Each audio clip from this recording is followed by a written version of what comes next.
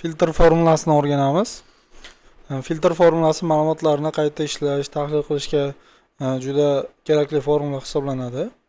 Bizda sotuv ma'lumotlari mavjud. Bu sotuv ma'lumotlarini kategoriyalar kesimida filtrlab olishimiz kerak. Bunda biz birinchi check drop down yaratamiz va kategoriyalarni yozib chiqamiz. Bunda insert bo'limiga o'tib drop down yasaymiz. Drop down from range, ya'ni range qatorni ma'lumot bazasini beramiz. Bu ustunni berdik. Endi bu ustun asosida 4 ta kategoriya mavjud ekan.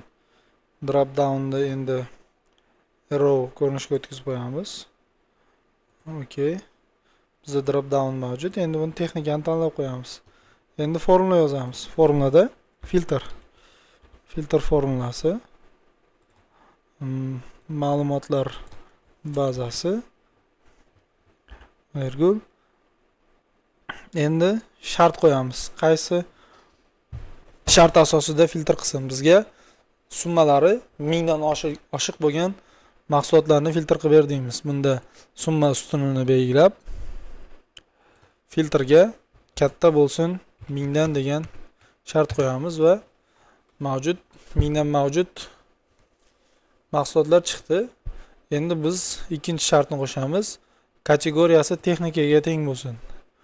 Endi filtr formulasini ochib ikkinchi shartni qo'shamiz. Bunda kategoriya ustunini belgilab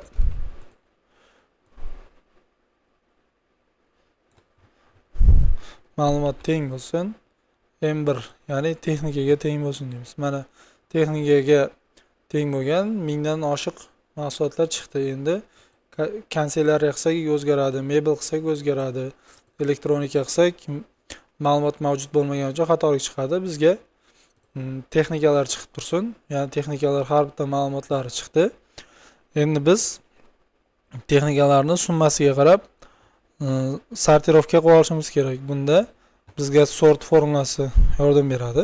Biz formulani yozamiz. Sort birinchi sort qilinadigan ma'lumotlar bazasi, ikkinchisi sort qilinadigan ustun. Ya'ni qaysi ustun? Bizda 5 ta ustun mavjud, summasi mavjud ustun 5-ustun. Shunda 5-ustun raqamini yozamiz va shart 0 yoki 1. 0 bu kamayish tartibida, 1 ko'payish tartibida. Bizga kamayish tartibida kerakligi uchun 0 yozamiz va OK deb bosamiz. Mana mahsulotlarimiz kamayish tartibida bo'ldi. Formulamizni ko'rishimiz mumkin. Birinchi shart 1000 dan katta bo'lganlar, ikkinchi shart kategoriyasi M1 dagi yozilgan songa teng bo'lganlar va uchinchi kerakli formula sort, bu kamayish tartibida formulani yozilgani.